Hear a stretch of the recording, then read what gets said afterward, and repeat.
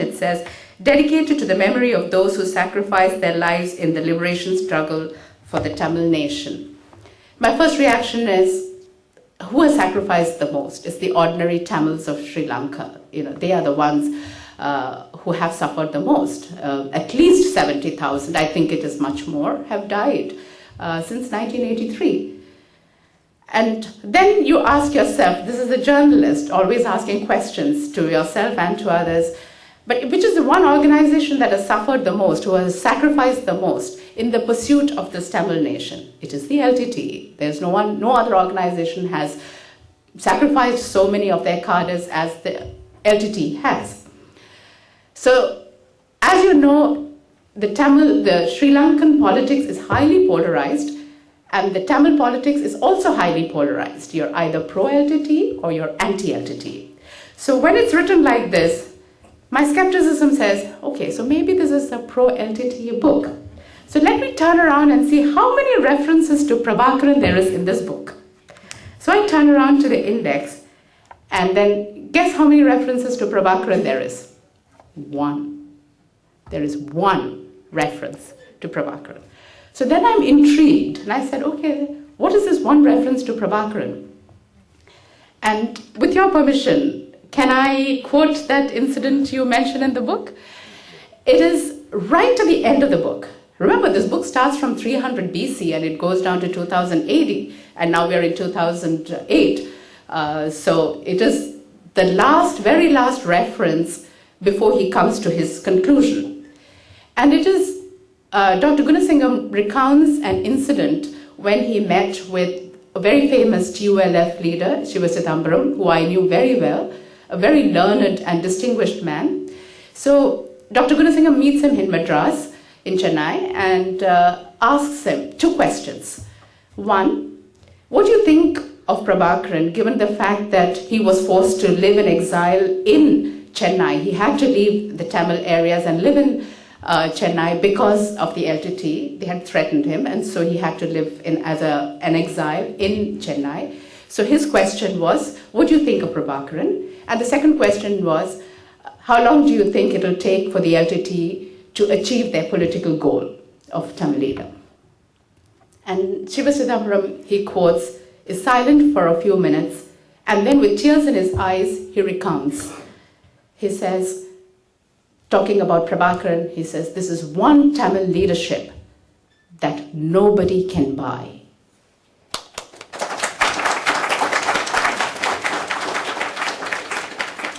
And then the second question, and then he says, he adds on, and Shiva Chidambaram adds on, he says, till today, I have not raised my hat to anyone, but today I will raise it to Prabhakaran. And to the second question, how long will it take for the LTT to realize their goal of Tamilism? Shiva Chidambaram does not answer, and you have left that question unanswered in the book. So we don't know. We don't know the answer, and perhaps when you get on the stage, you could explain to us, and maybe you could give us that little secret that you have withheld in this book, unless that is the subject of your next book. About Tamilism, I think Tamilism does exist already. It exists in the hearts and minds of every single Tamil expatriate. So it is a reality. Tamil identity is strong. Tamil nationhood is strong. No one can take that away from you. But the question is, what is it that you can give back to this identity? Not everyone can be an LTT person sacrificing their life. It's not possible for you. In a lot of countries, the LTT is even proscribed, so they can't even do that. It's not even necessary. What can you, as citizens of Norway or other countries, what can you do? What can you give back to the Tamil identity, the Tamil nationhood? It is your excellence.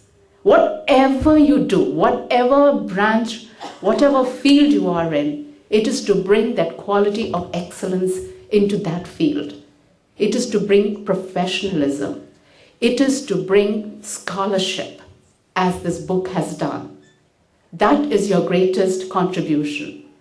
As the Jews, for instance, who were extraordinarily accomplished in different fields, in whichever countries they were, whether it was arts, science, music, medicine, whatever it is, they were the ones who were excelling in that.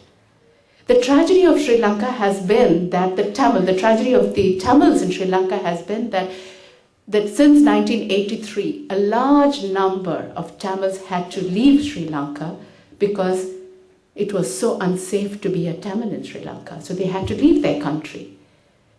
So there is today a missing generation, a lost generation, my generation.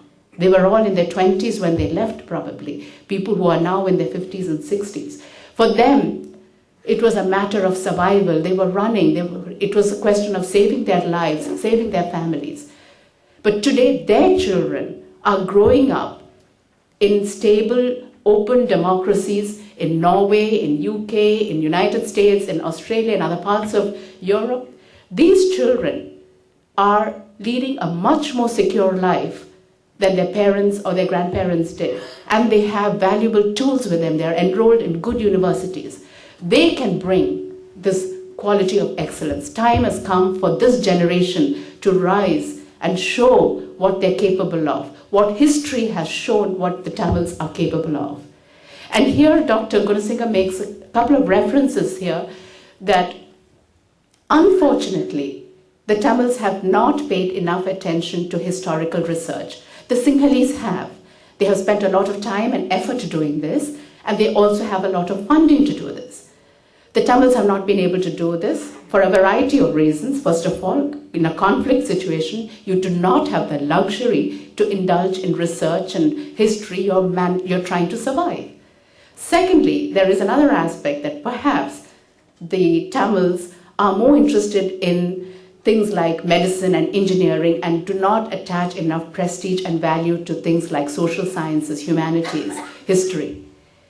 What I would like to say to you is, if your children want to do history and subjects like humanities, please encourage them.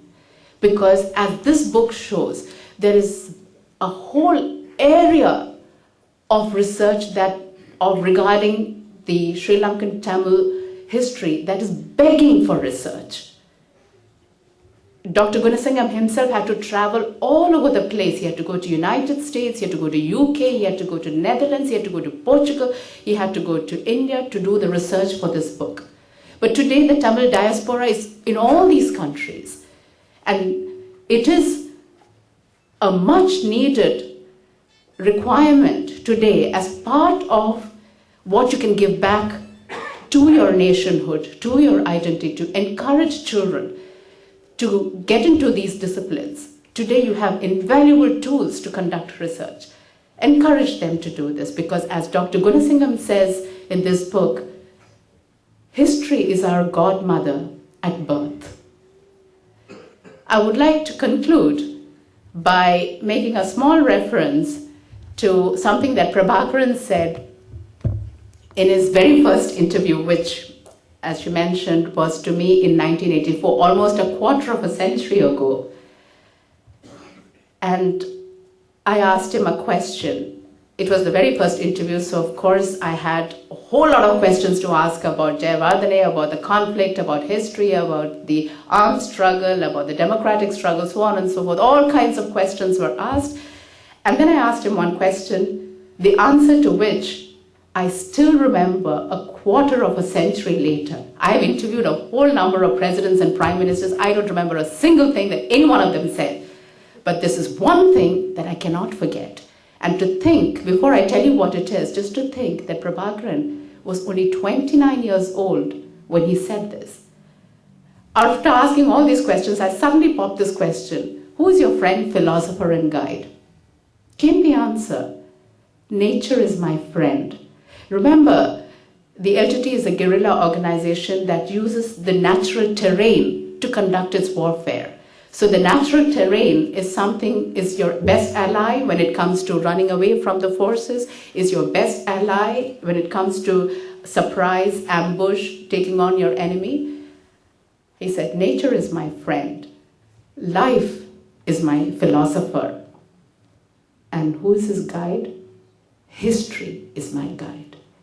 If I say that Prabhakaran is the person that I have met in my life who has the greatest sense of foresight, I would say it is because of his deep understanding of history. It is that deep understanding of history, of the past, that enables him to have this clear vision into the future. And so I would like to conclude by saying that may history be the guide to take the Tamils of Sri Lanka to their rightful destiny so that they can live in peace, in freedom, in dignity, and above all, in honor. Thank you.